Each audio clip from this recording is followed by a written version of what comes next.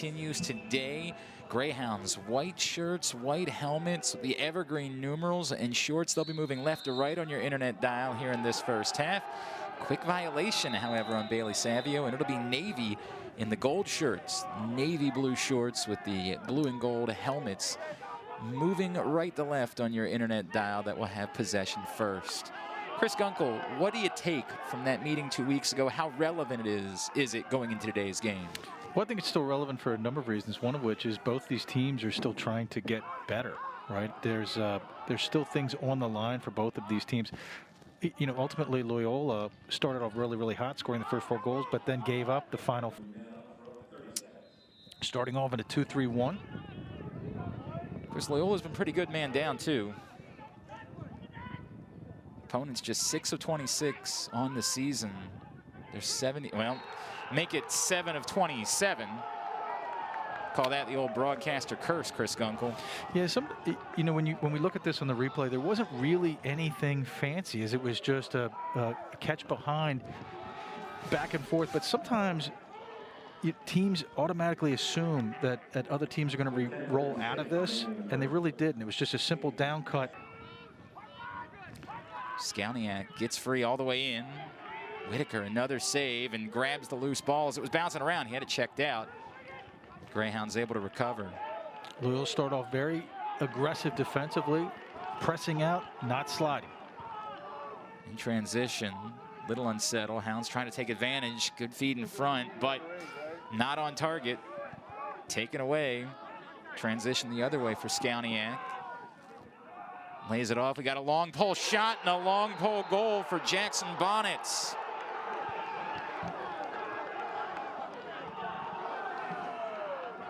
Well, if you're Navy, you'd started off the way you would script. Right now, they've been very efficient on offense, and this really started with a turnover on Loyola and a slow break. Great shot there defensively. A lot of times, if a defenseman shoots low, you see there doesn't get a lot of bounce. Start for the mids. Yeah, second line in here for Loyola. Let's see how they're comfortable attacking. If they're going to attack from behind or predominantly from up top. Depends where they see the mismatches. Huge hit. Olmstead loses his footing. Scooping up the ground ball is Durden. Transition opportunity again for Navy. Durden, is he going to take it? He will, and another long pole goal. The mids are feeling it early on. Well, they're feeling it because they're playing within themselves and executing fantastically and taking advantage of a Loyola team that continues to try to maybe over-execute and making ill-advised errors. Durden's second goal of the season, 8th of his career, makes it 3-0 Navy with 9:02 to play in the first quarter. Charlie Toomey needs a timeout. Penalty. Navy converted their first extra man opportunity. Will look to extend the lead to 4-0. I mean, this has kind of been the script for Loyola the past couple of weeks, right, Glenn, where they get in these massive holes and then they have a very difficult time getting themselves out of it. They don't really have an alpha on offense that controls tempo and helps to direct what the offense wants to do. Oh, and Navy has been so sharp. Tremendous feed inside to Sweeney for his second of the game. Well, there's a saying out there, Glenn, in athletics that if they can't stop it once, keep doing it until they can. And this is the exact same play that Navy scored on in their first man up. Exactly. Ball reversal behind, back and forth. And then 32 looks as if he's going to set a screen and then reverses out of it. For the mids, try to add on to this early advantage. You mentioned the energy that we saw from Navy before the game, despite the fact they've lost back-to-back games coming into this one. Falling to Loyola and then to Lehigh. They were fired up, and they got a third for Sweeney. He's got a hat trick here in the first quarter, all via the man up. Well, it's the exact same play. It's 3 times in a row that Navy has scored on the exact same play. And so it's not a schematic issue with Loyola. It's just a lack of recognition and communication. I'm going to watch it one more time. Oh, boy, it is the exact same thing, isn't it? And a lot of times the communication needs to come from the goalie, but you'll notice. 3rd assist of the game, 8th of the season. Lather, rinse, repeat for the Midshipmen right now. It'll be really interesting to see how Loyola responds. And, last week it was the same thing with Army. This week we're replicating that again. It's very interesting to see how Loyola responds to that. Swanson dodges inside. Great find in front. Oh, it is pouring right now. The mids just piling on as Nick Cole makes it 6-0. I couldn't tell right there, Glenn, if Loyola had shifted into a zone, and that's one of the problems with when you're in a zone is you have a hard time staying on your man. It doesn't look like it was a zone. It just looks like Scott Middleton got lost with the man behind him. He was ball watching and didn't see what was going on behind him. The possession clock as he picks it up. Stops goal line extended, sends it up top, stepping into the shot, shooting low, and I think getting pipe. Winning the race back to the sideline was Bateman. A great offense and great shot selection by Liam Bateman. It was just unfortunate there they hit the pipe. But gets the backup. So it stays with Loyola and gets the new shot clock because he hit the pipe. Olmstead trying to spin free, just getting no separation right now. Second defender comes over, moves it back towards the middle. The mids are fired up defensively, but fortunately Riley C. takes all that contact, still able to get a shot off, and finally gets Loyola on the board. Well, it was a fantastic job by Riley C. As he didn't get great separation, but he was able to put somebody on his back and withstand that pressure and continue to move forward. So, and that defenseman being a long pole, difficult play there by Riley C. Let's see if Loyola now takes them a while lately to get into their offense. Just starting their offense with 40 seconds to go. And Wigley had Olmstead open in front, not able to connect. And that's just not a great shot, right? It's just that. Stay connected with the Patriot League, its member schools and student athletes through Facebook, Twitter, Instagram, and YouTube. 6-1 Navy with 1:43 to play in the first quarter. You know, Glenn, when you're not playing the way you would like, in this case being Loyola, it's a lot of times the little things that help you get out of it. And Pierce Swindell, although a very hard shooter, right in the stick. It's the little things that matter. Better shot selection. Yeah, got to place that somewhere. Getting free, running shot, and that's going to go for Swanson. I think that was 5-hole too. Yeah, and I think that's one obviously that Whitaker is going to want to have again. The problem is that they're in such a hole that misplay is really magnified. So Swanson was free. I mean, the challenge of being very physical defensively. Olmstead has not been able to get going at all. Well, to me, taken away. Bateman couldn't come up with it. Still loose on the turf and a chance, thankfully, stepping in to get it a C. Just 20 seconds on the possession clock.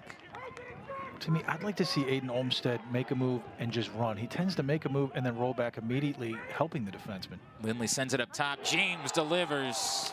See if that gets him going. Well, I think Loyola caught Navy in a zone there. We'd have to look at the replay again. And a lot of times on the zone, it's similar to basketball. It's just a drive to the double and then move it to the next person. And in this case, Navy didn't recognize. As you see, the ball gets rotated behind to Lindley. Lindley draws the short stick, immediately gets a step. Slide comes late. What things might happen at any point. 70 will be the number. 10 seconds. I guessed right. I got that one right, well, Chris. You gave yourself a wide. Well, no, I said I thought it was 10, 12 seconds off. So somewhere in between. Okay, but that was my second guess, and I was right on both. I should be credited for 2 for 2. Jon Jarosz should be credited for a great bounce shot. First goal of the day makes it 8-2 Navy. Yeah, Navy doing a great job with movement on the inside. It looks like Loyola had doubled. I'm not sure they needed to. And then as a result, you had the interior defenseman get stretched. Jarosz's third goal against the Hounds. See, the double comes. I'm not really sure you need a double on a player that's going away from the cage. At times, I think makes it very difficult for the Greyhounds. Under 5 minutes to play in the second quarter. It has been all Navy in this first half. A dominant performance for the Midshipmen. That one gets loose. Rizanka picks it up. So the Hounds trying to find anything that they can build off of. Do wonders for them to get a couple of goals before the half. And that's a good way to get one. Rizanka carries it all the way himself and finishes. And to your point, maybe Loyola can hang their hat on this, so to speak, and start building upon this fantastic play by Rizanka as he picks up the loose ball, goal line extended, and just outruns everybody. And then makes a great decision in handling it itself when he gets into the offensive zone. For Rizanka, first goal of his junior season. Great job there. And look at the placement, though, by a D Midi. Offside high, not right in the stick, offside high. Great placement. 16. Of course, some of them just getting back their own ground balls. Wiggly gives it to doing a Lindley. lot of things well in really important categories. Lindley, I feel like he probably should have pulled the trigger about a second sooner there, Chris. Didn't have nearly as much on the shot when he took it. Oh, but a great find, and Lindley is wide open in front. And now you're seeing a team that's working their way back into it, right? They're grinding and grinding. They're getting the loose balls. It may not look pretty, but they're getting themselves back into it. Wonderful job there by Loyola on the ride. And then great finish there by Lindley. Lindley inching closer to Pat Spencer, a #2 all-time in goals scored here at Loyola, and we're going to get a timeout. Referee right there. How does he see that? I understand what you're saying. Stays with Navy. I don't want to get fined. I'm not going to say anything. I'm just here so I won't get fined. Well, you're not broadcasting to win. That's a fact. That's your problem. Okay, I'm playing to score.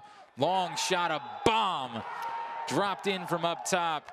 Yeah, and one more for Dane Swanson. Loyola shifts out of their man-to-man and goes to zone. Navy adjusts well, and it's just a simple skip up top. McNulty was late probably because he was too far inside. And Navy stops the momentum that Loyola had with 2 quick goals with one of their own. They have struggled mightily, and it's been the same play all 3 times. Well, yeah, but you see what Loyola did there as Higgins then has locked on Christian Daniel to try to disrupt this offensively and make it, instead of 6-on-5, 5-on-4. Just 5 seconds left on the extra man. Navy not able to get even a shot off. Well, finally, they'll get one. Now, broadcaster curse again, just as the penalty comes up. Dane Swanson delivers. Yeah, Loyola trying to do things differently. I like this switch there with Higgins locking on. It seemed to disrupt Navy, but when you have the ability to can a 12 to 14-yard shot, that makes up for a lot of sins. I'm going to assume that they're still going to count that as an extra man goal. As election, but love the aggressiveness, sense of urgency. Evan James trying to get free. Looks like Loyola's thinking make it take it here, trying to get 2 more before the quarter comes to a close. Certainly not thinking about just holding for the final shot. Wiggly loses his footing, stays upright. 24 seconds to play in the half. Olmstead fires one in. That's a big one. Well, that's a big one in many ways. I mean, Olmstead, the hardcore left-hander with a right arm rocket. And you can't say that it was bad defense there by Nick Franchuk, who has played great defense on Olmstead all day long. But Olmstead just up for the challenge here and wins this individual matchup. And see how he goes from left to right, but he keeps moving instead of that customary rollback that makes it easy or easier on Franchuk. Great look at that as he just tucked that into the corner. Guessing. Reese. Instead of really making him have to work. The third of 3 brothers to play at Navy. Of course, their father, Cliff, a legend, part of that men's basketball team at Navy in 1986 that made the run all the way to the Elite 8. And Navy picks up where they left off. Jarosz gets free and he scores. Well, this starts on the other side with how Loyola opted to play the screen. And they did play it well as Higgins ends up trailing the player with the ball. And then as it's happened a couple times today, Loyola's getting caught ball watching for easy opportunities. As you see right here, Loyola doesn't play it well. Higgins takes a bad angle, and then they get lost defensively. Wires gets lost defensively. Easy conversion there for Navy. Second goal, third. Lindley from goal line extended again. What can Loyola do to get into this one? What a challenge to me. I just don't. Loyola's down by 6. They've had a hard time scoring goals, not only today, but in previous contests. I don't know how many more goals you can allow. And that just puts a ton of pressure on their defense, as you see a great conversion there by Lindley, as now Navy gets lost defensively. Poitras finds Lindley to cut it to 11-6 with 10:47 to play in the third quarter. For Poitras, his first point of the day, 4th assist and 7th point on the season. For Lindley, 2nd goal, 3rd point on the game, 28th and 32nd on the year. Yeah, Poitras takes it behind. The confusion started with Navy opting not to play behind, or there maybe been a lack of communication about doing so. And if you're Navy right there, if you're going to... Doesn't work. I don't know everything. I'm not taking astrophysics, but I know that math is no good. Still trailing by 5. Delira slowed it down. 30 seconds remain on the possession clock for the Mids. Daniel trying to get free. 5 assists, still looking for his first goal of the day. Of course, like this, he doesn't need one. Great look. Easy finish. Michael Foster on the board for the first time in the game. Yeah, I think when you replay this, you're going to see Loyola get stuck in a double with the ball going down the alley, and they just don't rotate fast enough to the skip up top. So you got the double there, you're trailing, the ball goes behind, and then you're stuck, right? Great recognition there by Navy, easy conversion. Notice the shot placement. Snag by Poitras to keep it alive. I think Bateman right now has to be more of a threat to score. Right now, he's not even looking at the cage. Yeah, he's just kind of... You're allowing them... Oh, great movement, but not able to slam dunk that. You're allowing Navy to be able to play inside, making it a lot easier. Olmstead comes back up with it. The shot clock now an issue for Loyola. 13 seconds. Poitras in front. Great work. Yeah, when you go to that set, it puts a lot of stress on the interior there. And nice job there by Poitras finding Lindley on the inside. You know he knows what to do with it. So they wear him down, and Lindley gets his 3rd of the day to cut it to 12-7 with 4:19 to play in the 3rd. Loyola remains on the extra man when we come back. Can they make this one? Stack a couple of goals. Get this back within 3. Feel like it's manageable. Hounds have another chance to try to do that here in the closing seconds of the 3rd quarter.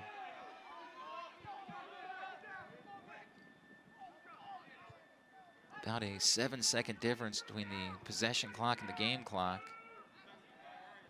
Oh, what an unbelievable goal. Flag comes out. All effort from Evan James, laying out for that one. Fantastic play there by James. It's sometimes it's difficult to defend sometimes from that wing as he draws the short stick. See, it makes the slides much more difficult, and he does a nice job going offside high.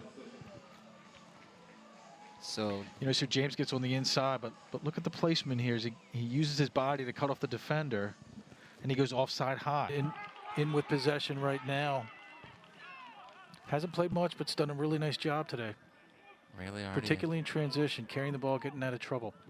Really moved into a bigger role with LeBlanc not out there for Navy. Lindley had 2 guys right on him. Flag's going to come out. Opportunity here, and that's a much-needed goal. Poitras. Boy, we've been waiting all year for that from Poitras.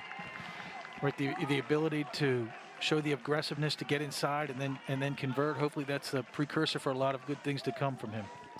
First goal of the day, 4th of the season, 3rd point on the game and 9th on the year. Great job there with Lindley. Make a good decision to go behind, and then Poitras gets inside, uses his body, gets inside, and then converts. This really starts with a great job by Rayleigh on the other end, getting that loose ball and getting it out up to Will Sherwood.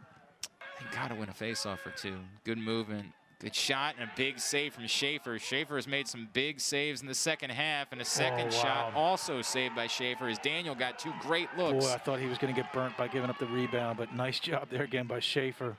Daniel didn't have quite as much on the second shot. It was a little bit of an easier catch. James gets free, and Loyola's back within 2. Yeah, James started to take things over here. Maybe we started to find the alpha here on offense, but it starts with Schaefer making 2 incredible saves for Loyola. Potential redemption story unfolding for Sam Schaefer. We'll watch these again. Denies the tough first one there. Gives up the rebound. Wires can't get it out. I thought for sure they were dead here. But wow, great hands, and then the great outlet to Rizanka. And then on the other side, James just going to work. Individual effort, getting around the defender. Boy, Reese was at season. It's a 2-goal game. Lots of time, 8:14.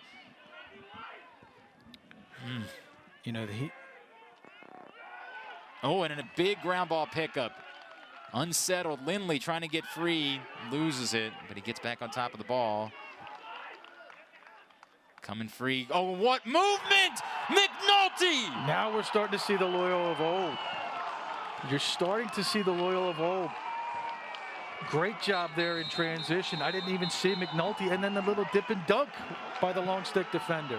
And we know Ryan McNulty has never been afraid in offensive situations. He is very comfortable, and he puts that one home from Olmstead. Well, you see it there. Higgins does a nice job zipping it hard. Cross crease, McNulty, dip, dunk, and score. That is outstanding, and it is a one-goal game just like that. Ryan McNulty's 4th goal.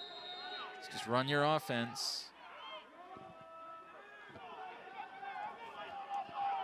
Try to tie things up. Loyola's trailed by as many as 6 today. Approach 5 minutes to play in the 4th.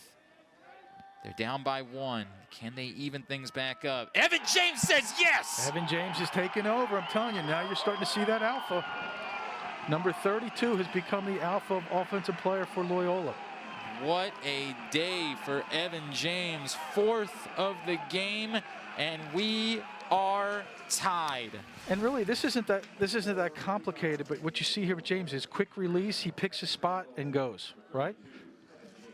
3 goals in the second half for Evan James. Decisive. Away with 4:59 to play in the 4th. We gotten our money's worth today. Boy, great play there by Jarosz. Huge pickup by Durden. He's going to get a shot off, and Navy goes right back on top. That's just Jarosz wanting it more at the X right there, just boxing out Savio, getting possession for Navy. That's a real disappointment there if you're Loyola. And for Durden, his 2nd goal on the game, his 3rd on the season, and just 9 seconds after Loyola ties it up. Yeah, great wing play there by Navy. Not much Schaefer could do there. He's been fantastic. A 10-man, right? They pulled their goalie. Yep, they're trying to get the ball out very clearly.